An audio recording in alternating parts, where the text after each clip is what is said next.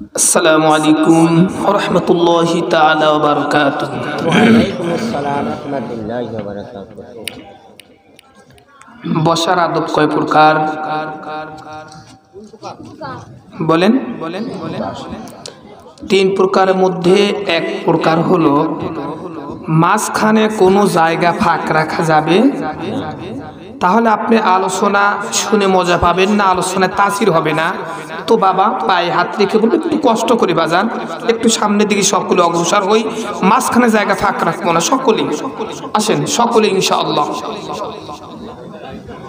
আসেন আসেন, একটু কষ্ট করেন কোরআনে মাহফিলের জন্য। মাশাআল্লাহ মাশাআল্লাহ, জাযাকাল্লাহ।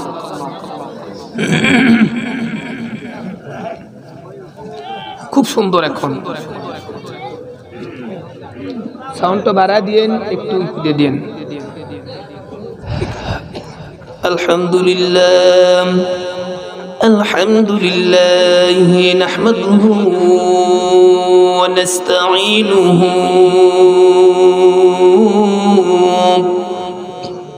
ওয়া নুসাল্লি আলা রাসূলিহিল কারীম।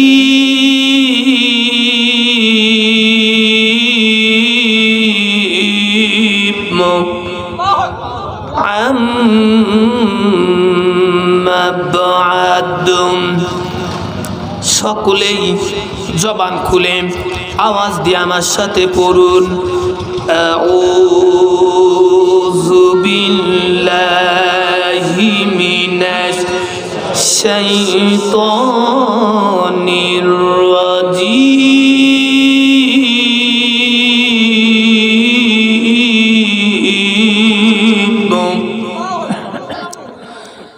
বিসমিল্লাহির রহমানির রহিম।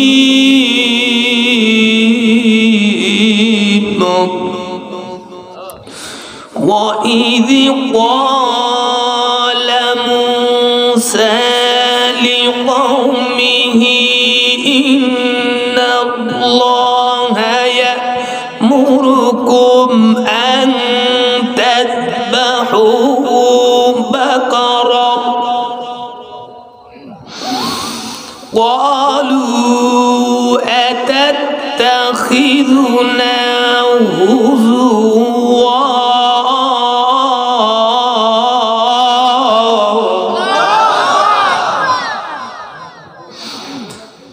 قال أعوذ بالله أن أكون من الجاهلين.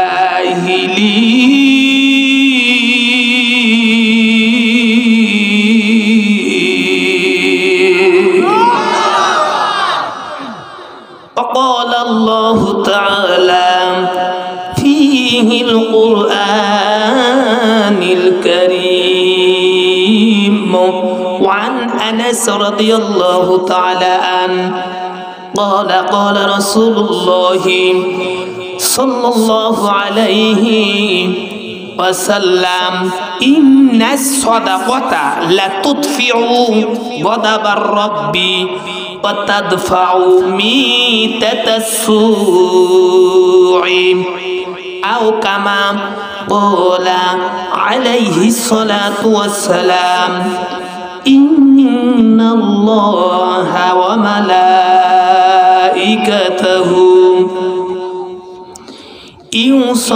يصلون على النبي يا أيها الذين آمنوا صلوا عليه وسلموا تسليما اللهم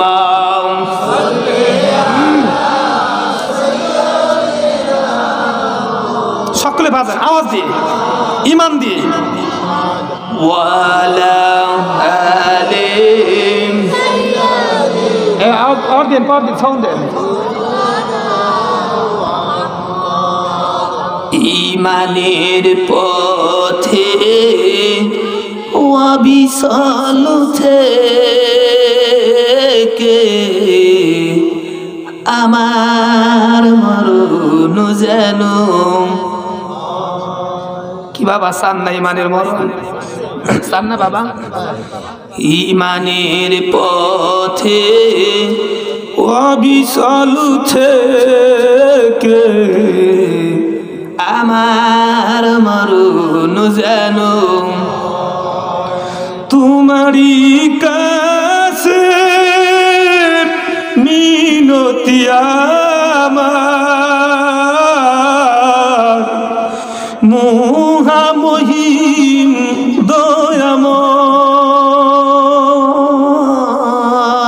দয়াময় ইমানের পথে অবিচল থেকে আমার মরণ যেন হয় ইমানের পথে অবিচল থেকে আমার মরণ যেন হয় আল্লাহুম্মা সাল্লি আলা মাওলানা ওয়ালা আলি সাইয়্যিদিনা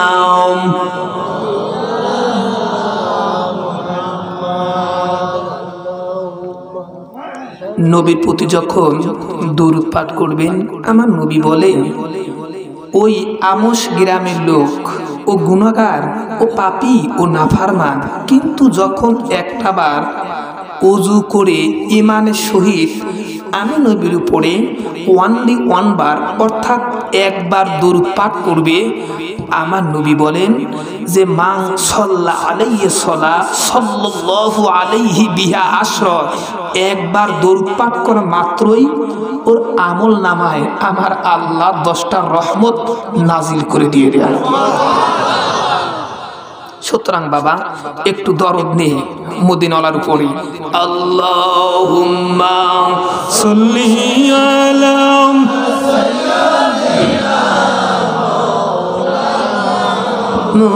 মুহাম্মাদ ওয়া আলা আলি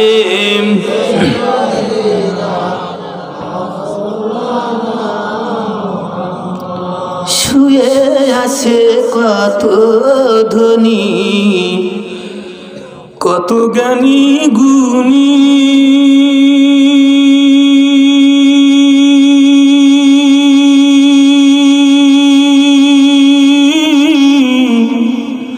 ঝড় বাদলে বৃষ্টি এসে কবর সম পানি কোথায় তোমার খাটু পালঙ্ক বাবা কোথায় সাদের ঘর গোরস্থানের পাশে গিয়ে সালাম দিও কবরে তুমি একবার কান্দিবে কান্দিবে রে মন পাপী হোক না যতই তোমার অন্তর দিবানিশি বাজবে নয়ন পাপী হোক না যতই তোমার অন্তর লা ইলাহা ইল্লাল্লাহ হয় না লা ইলাহা ইল্লাল্লাহ লা ইলাহা বলেন বাজান বলেন লা ইলাহা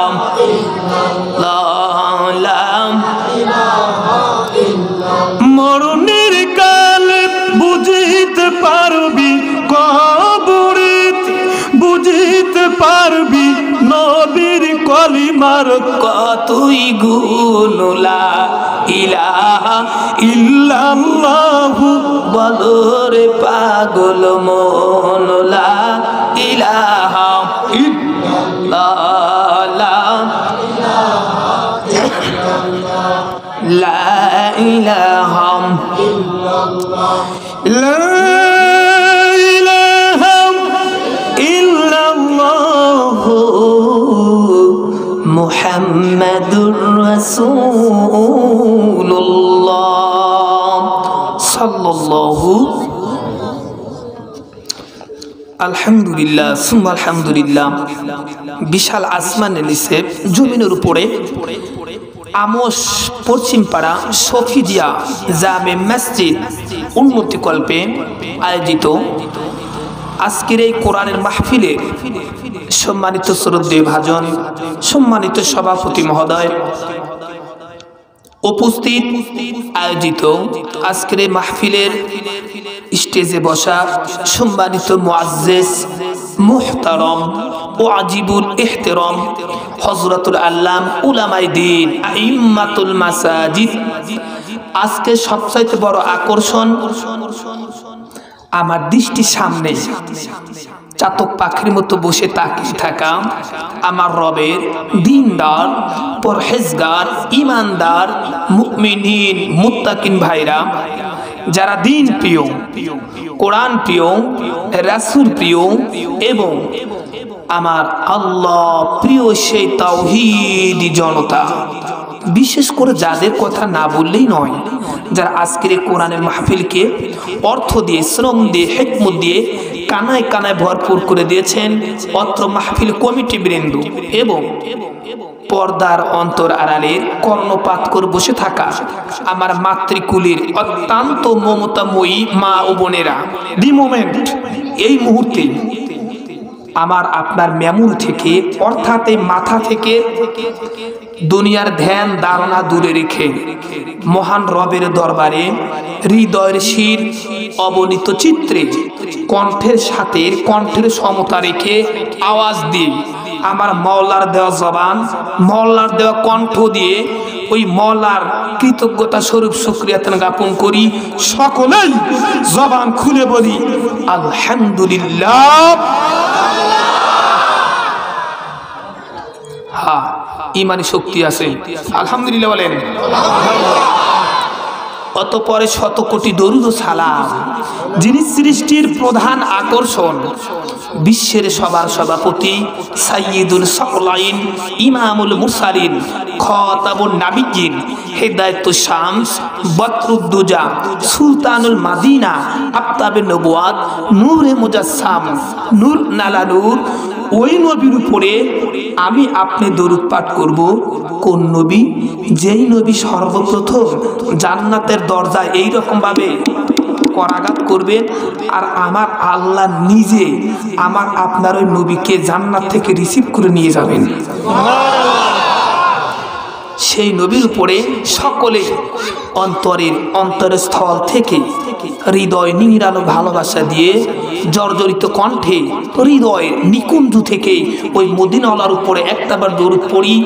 সকলেই বলি সাল্লাল্লাহু আলাইহি ওয়াসাল্লাম। আলহামদুলিল্লাহ। আপনারা সকলে কেমন আছেন বাবা? সকলে ভালো আছেন? আলোচনা শোনার তো মোমেন্ট আছে নাকি আমাকে দেখে আলোচনা শোনার মোমেন্ট চলে গেছে গা? শুনবেন তো সকলেই? শেষ পর্যন্ত থাকবেন ইনশাল্লাহ? দেখি কারা কারা থাকবেন না হাত তোলেন। ও বাবা, হ্যাঁ এখনই প্যাঁচ লাগা দিতে চান? রাত তো গভীর হলোই না বাবা। হ্যাঁ,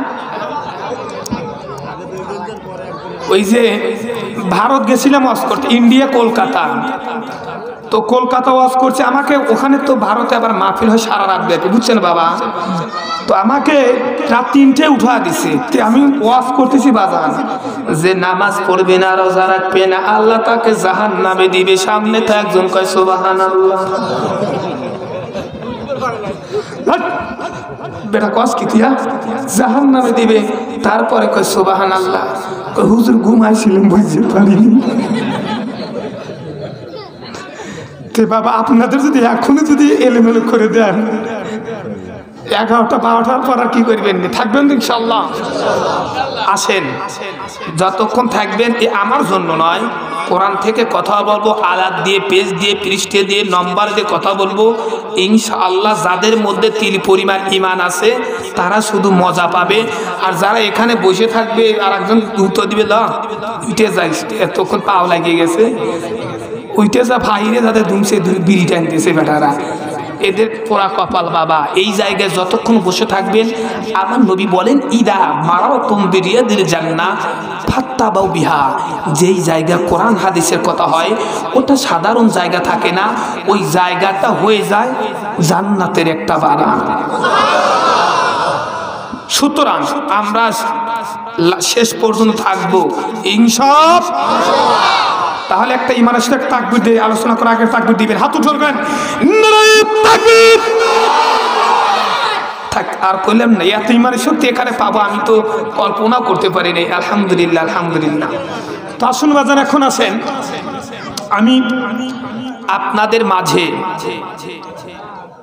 এটার নাম কি? জবান দিবেন, ঘুম আসবে না।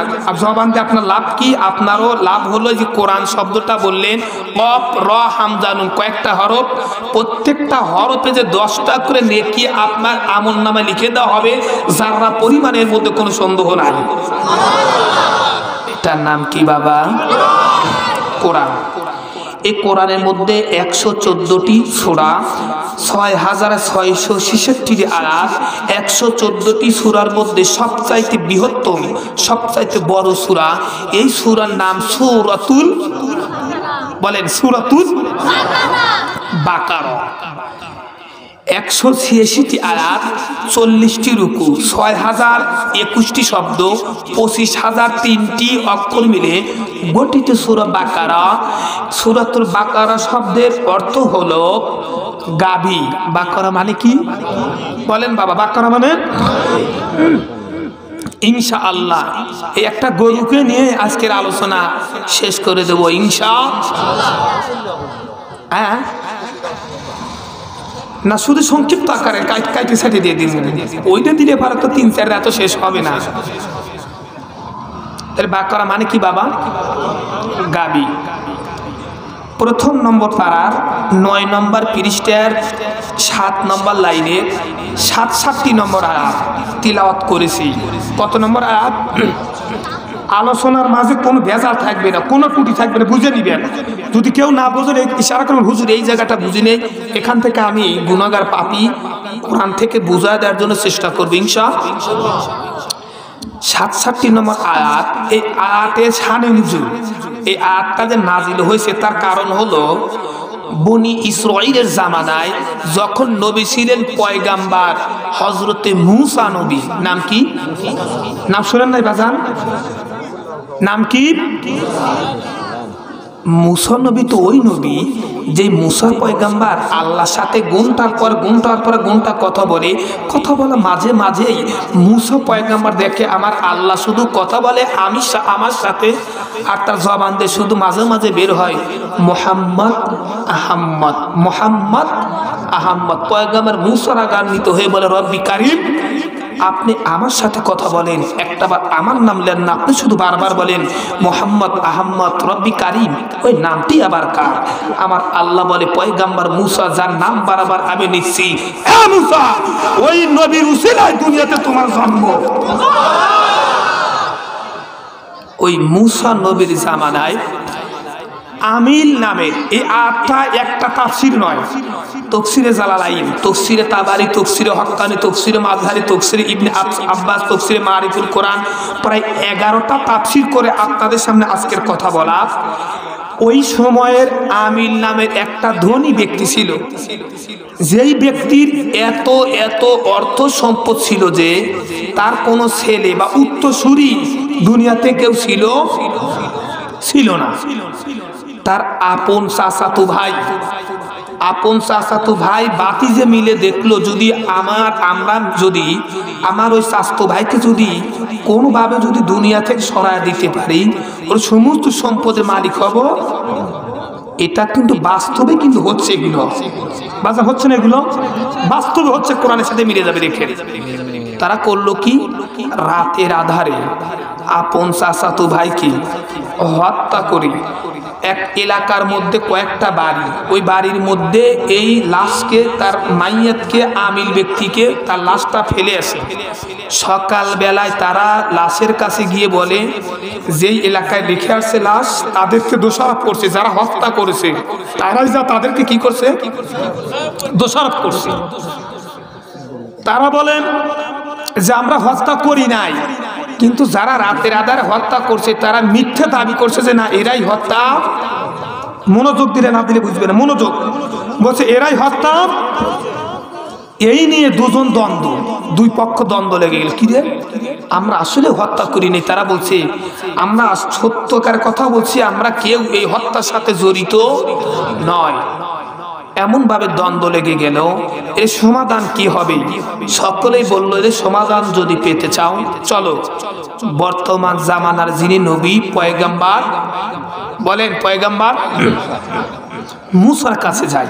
মুসার কাছে গেলে যে কোনো একটা সমাধান দিতে পারি। তারা সকলেই গিয়ে পয়গম্বর মুসাকে এই ঘটনাটা কি করলেন, খুলে বললেন। বলার পরে পয়গম্বর নবীরা কিন্তু আল্লাহর অনুমতি ছাড়া জবান দিয়ে একটা কথা বের করে না। যা আল্লাহ পাক তাদেরকে বলাইছে নবীরে তাই। তিনি বললেন একটু অপেক্ষা করো, তোমার হত্যাকারী যে আসল হত্যাকারীকে তার সন্ধানটা দিচ্ছি, একটু কি করো, অপেক্ষা করো। গভীর মনোযোগ।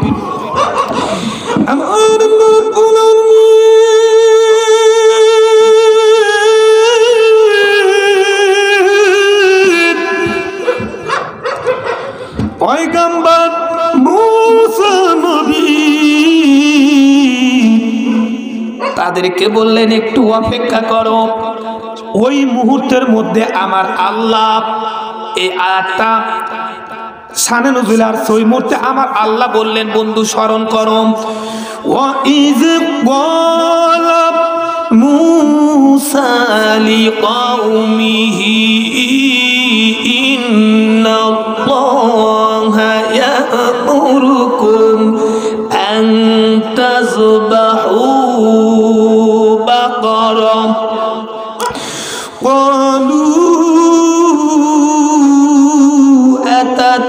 أتتخذنا هزوا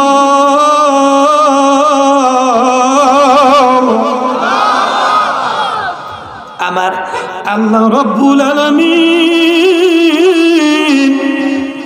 এই আয়াতের মধ্যে বললেন, ওয়া ইজ ক্বালা, পয়গম্বর মুসা নবী তো কওমের লোকদেরকে বললেন, ক্বালা মানে বলা, লিকাওমিহি তার কওম মানে তার কওম লোকদেরকে বললেন।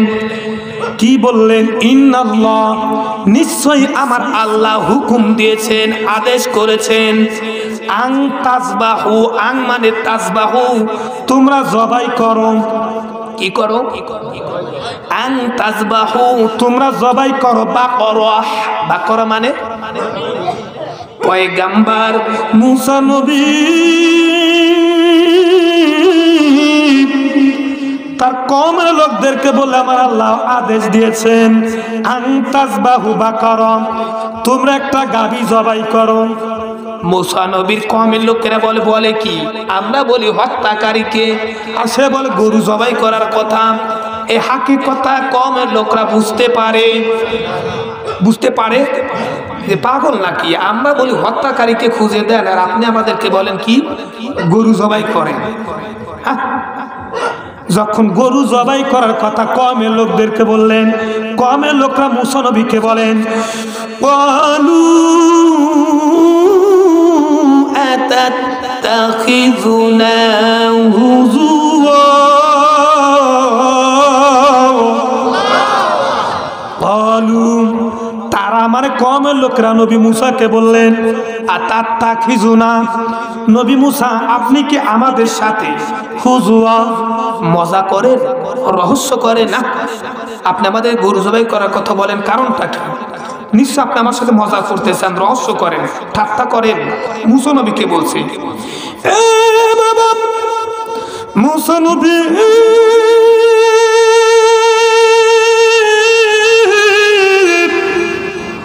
কওমের লোকদেরকে ডাক দিয়ে বলেন,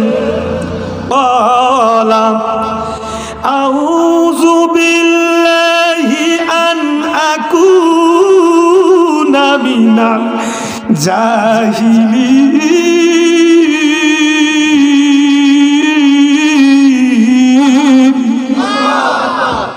বুঝছি বাজে আপনাদের মনোযোগ নাই কি বাজার মনোযোগ নাই মুসা নবীকে বলেন নবী মুসা আপনি কি আমাদের সাথে মজা নেন মুসা নবী বললেন বলা তিনি বলেন আউযু বিল্লাহ আমি আল্লাহর কাছে সর্বপ্রথম আশ্রয় চাই আন আকুনা আমি তো হয়ে যাব মিনাল জাহিলিন মূর্খদের অন্তর্ভুক্ত যদি তোমাদের সাথে মজা করি তোমাদের সাথে যদি মজা করি আমি তো মূর্খদের অন্তর্ভুক্ত হয়ে যাব কখনোই না আমি তোমাদের সাথে মজা করছি তখন তারা বুঝতে পারলো কওমের লোকেরা যে পয়গাম্বর মুসা আমাদের সাথে মজা করছে তখন কওমের লোকেরা বললেন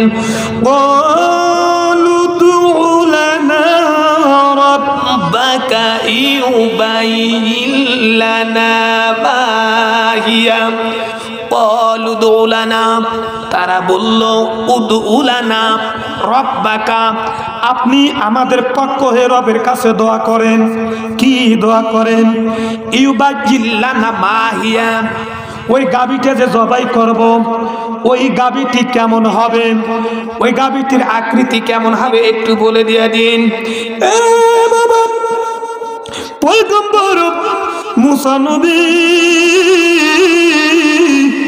তার কওমের লোকদের জবাবে তিনি বললেন ইন্নাহু ইয়াকুলু ইন্নাহা ক্বালা নবী মুসা বললেন ইন্নাহু নিশ্চয় ইয়াকুলু ইন্নাহা আমার আল্লাহ বলেছেন বাকরাতুল্লাহ ফারিদু ওয়ালা বিরিক ওই গরুটা যে গাভীটা যে হবে একদম বৃদ্ধও নয় এবং একেবারে ছোট যে গাভীটি জবাই করবে ওই গাভীটা একদম বয়স্ক নয় এবং একদম ছোট নয় তাহলে কেমন হবে পয়গাম্বর মুসা বললেন আওয়ানুম বাইনা যালিকা ফাফআলু মা তুমারু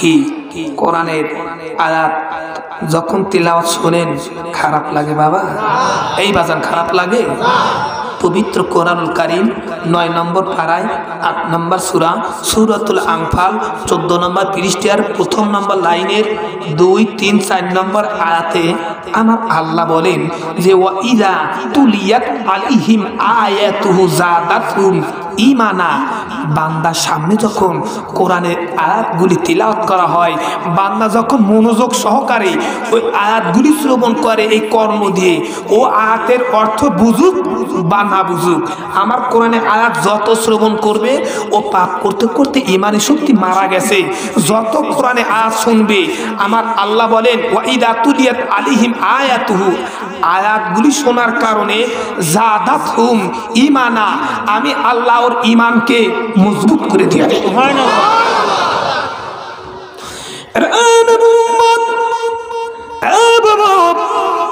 পয়গম্বর মুসা নবী বললেন ওই গাভীটির বয়স বৃদ্ধ হবে না আবার একদম ছোট হবে না বাবা কোরআন থেকে কথা বলছি তখন পয়গম্বর মুসা নবী তাদেরকে ওই কওমের লোকেরা মুসা নবীকে বললেন আবার প্রশ্ন করলেন ক্বালু উদউ লানা রাব্বাকা ইউবাইয়িন লানা মা লাউনুহা ক্বালা ইন্নাহু ইয়াকুলু ইন্নাহা বাকরাতুন সাফরা আল্লাহু আকবার বুঝলাম ওই গাভীর বয়স ছোট না বড় না কিন্তু আপনি ইউবাইয়িল্লানা আপনার রবকে বলেন যে ওই গাভীটি সম্পর্কে আপনি বলেন না গাভীটির রং কেমন হবে ওই গাভীটির রং কেমন হবে মুসা নবী তখন বললেন, ক্বালা, তিনি বললেন, এইটাকে একটু তারা দিতে পারতেছেন একজন কি আপনারা?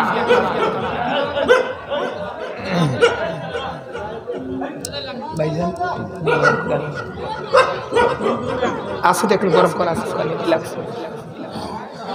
ওই গাভীটির রং কেমন বলেন বাবা? গাভীটির পয়গাম্বর মুসা নবীকে বললেন ছোট না বয়স্ক না, কিন্তু গাভীর রংটা কেমন হবে আমাদেরকে আপনি একটু বলে দিন।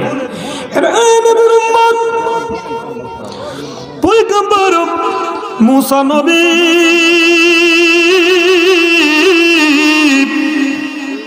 কওমের লোকদেরকে বললেন, ইন্নাহু ইয়াকুলু ইন্নাহা, নিশ্চয় আমার আল্লাহ বলেছেন, ইন্নাহা বাকারাতুন, নিশ্চয় গাভীটির রং হবে সফরা, ও হলুদ বর্ণ। কি বর্ণ? জবান দিয়ে কি বর্ণ? গাভীটির রং হলুদ বর্ণ হবে।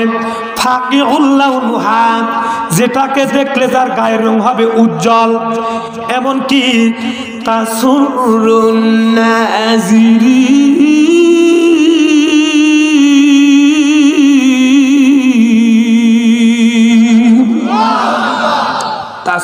নাজিরিন, এক অর্থ হলো দর্শক যেই দেখবে তার মনে যেন আনন্দ পায়। সুদর্শন হবে ওই গাভীটি। এইরকম একটা গাভী তুমি এনে দিতে পারো? নবী বললেন, কওমের লোকদের কেমন গাভী লাগবে? কওমের লোক